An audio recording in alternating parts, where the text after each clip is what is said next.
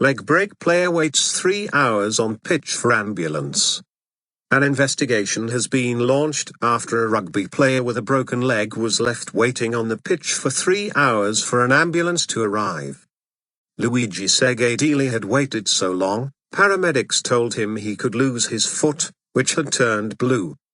The 30-year-old broke his tibia and fibula while playing for Morriston RFC in Swansea on Saturday afternoon, and the game was called off. The Welsh Ambulance Service said emergency demand was unprecedented. His teammates had to cover him with blankets to protect him from the cold after 999 operators told them not to move him.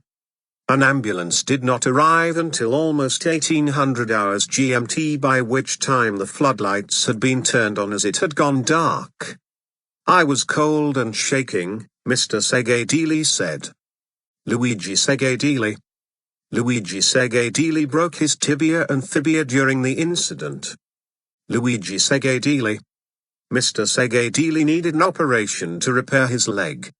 When the paramedics saw how long it was taking to get color back into my foot, they said it was a big concern because I had been in the cold so long there was a risk of losing my foot.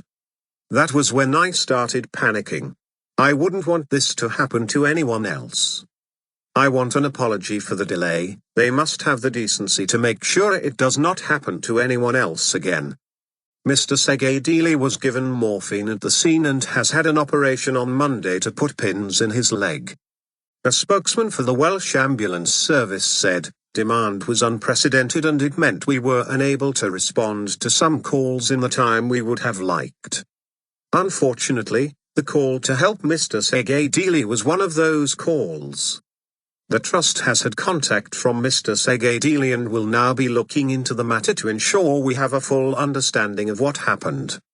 In the meantime, we would like to wish him a speedy recovery.